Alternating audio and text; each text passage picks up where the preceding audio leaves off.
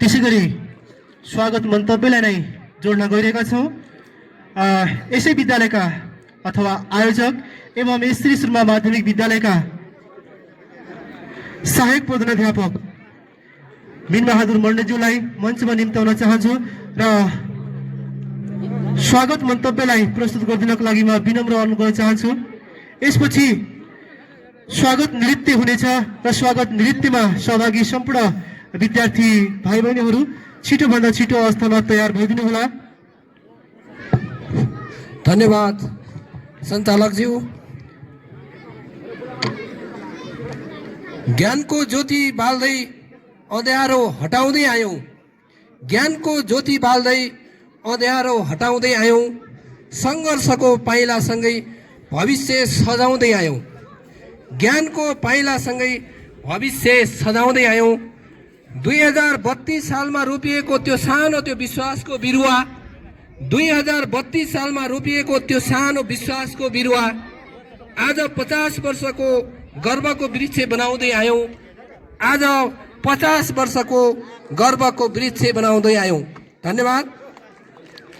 आज यस सुरमा माध्यमिक विद्यालयको 50औं वार्षिक उत्सव तथा अभिभावक दिवस समारोहका सभाध्यक्ष तथा यस विद्यालयका विवेश अध्यक्ष श्री लोकबहादुर बोहराज्यू, यसैगरी सुरमा गाउँपालिकाका अध्यक्ष हाम्रा अभिभावक, आजका प्रमुख अतिथि श्री खड्गबहादुर बोहराज्यू, यसैगरी सुरमा गाउँपालिका कार्यपालिकाका सदस्यज्यूहरू, यसै सुरमा वडा नम्बर 4 का वडा अध्यक्ष श्री धीरेन्द्र बहादुर बोहराज्यू र अन्य पूर्व वडा अध्यक्षज्यूहरू, सम्पूर्ण विशिष्ट अतिथिज्यूहरू,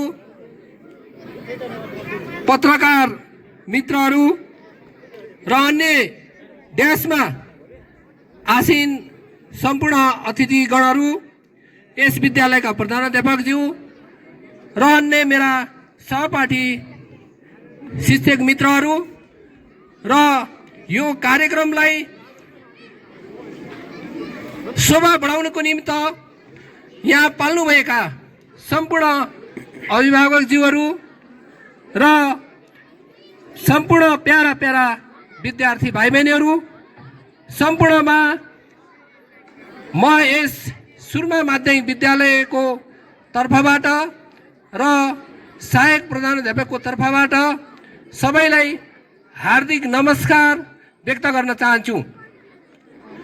पक्कै पनि हजुरहरूले चाहिँ आफ्नो कामले थाती राखेर आज हाम्रो जुन 50औं वर्षको जुन एउटा हाम्रो उन्नति छ, यसलाई शोभा बढाइदिनको निम्ति, यो कार्यक्रमलाई एकदम अगाडि बढाउनको निम्ति जुन हाम्रो निम्तलाई स्वीकारेर यहाँ आउनुभएको छ, यहाँहरू सम्पूर्णमा फेरि पनि सबैलाई स्वागतम स्वागतम सुस्वागतम भन्न चाहन्छु। यसैगरी हाम्रो जुन यो विद्यालय 2032 सालमा स्थापना भएको छ, आज 50औं वर्षको वार्षिक उत्सव मनाइरहँदा हामीलाई एकदम खुसी लागिरहेको छ। यो वार्षिक उत्सव एउटा महत्त्वपूर्ण खुसीको क्षण, जुन एउटा विद्यालयको जन्मदिन हामी आज मनाइरहेका छौँ।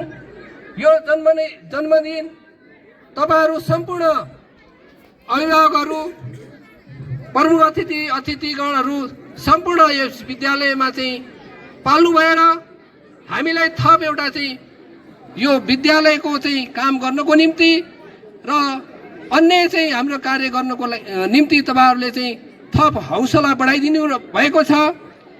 यसले पक्कै पनि शिक्षामा अझ चाहिँ राम्रो गर्नको लागि यो विद्यालयमा भएका विभिन्न क्रियाकलापहरू चाहिँ थप हर्षित गर्नको लागि तपाईहरूले ऊर्जा थपिदिनु भएको छ।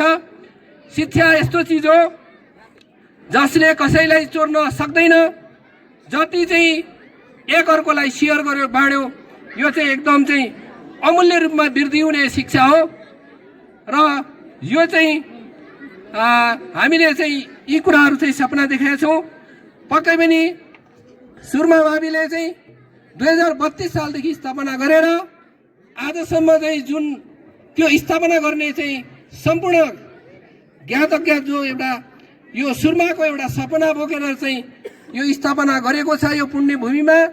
यहाँ चाहिँ जुन जग्गादाताहरू हुनुहुन्छ यो विद्यालयको निम्ति चाहिँ आफूले भविष्य देखेर चाहिँ आफूले चाहिँ आफ्नो सम्पूर्ण चाहिँ चिजहरू चाहिँ खर्चेर चाहिँ जुन एउटा सपना देखेर बनाउनु भएको छ उहाँहरूले गर्दा नै चाहिँ सुरमा माविका विद्यार्थीहरूले आज घर दैलोमै आफूले चाहिँ कक्षा 12 सम्मको शिक्षा चाहिँ हासिल गर्न पाएका छन्। एउटा सुनौलो अवसर हो र अझ थप पनि तपाईँहरू चाहिँ अभिभावकहरूले चाहिँ यसलाई चाहिँ यो सुरमा माविलाई चाहिँ थप अगाडि बढाउनुको निमित्त चाहिँ अझै थप हौसला र आफ्ना चाहिँ राम्रा चाहिँ विचारहरू हामीलाई सुरमा माविका जुन हामी शिक्षक सरहरू जति पनि छौँ हामी एउटा विवेश सबै सिंह सङ्घ खाजा व्यसन साथी हाम्रो एउटा परिवार छ उहाँहरूलाई चाहिँ तपाईँहरू सबैजना जति अतिथि प्रमुख अतिथि सबैले चाहिँ अझ फेरि रचनात्मक भूमिका दिनुहुनेछ, रचनात्मक विचारहरू दिनुहुनेछ। यसले गर्दाखेरि सुरमा माविले थप चाहिँ प्रेरणा चाहिँ जगाउनेछ, अगाडि बढ्ने एउटा चाहिँ हौसला हामी चाहिँ प्राप्त गर्न सक्नेछौँ। हाम्रा चाहिँ यस विद्यालयबाट थुप्रै विद्यार्थीहरूले चाहिँ कति देशको सेवा गर्नमा र उच्च ओहदामासम्म यो विद्यालयबाट पुगिसकेका छन्। यसको श्रेय चाहिँ तपाईँ हामी अभिभावक नै हो। अभिभावकले गर्दा तपाईँहरूको ले गर्दाखेरि नै हो सुरमा मावि अहिलेसम्म 50औं स्वर्ण जयन्तीसम्म पुगेको छ। र फेरि पनि म सम्पूर्ण चाहिँ अभिभावकज्यूहरूलाई चाहिँ पुनः हार्दिक स्वागत गर्दै पक्कै पनि हाम्रो चाहिँ यो कार्यक्रम भोलि पर्सिसम्म पनि राम्रोसँग चल्नेछ।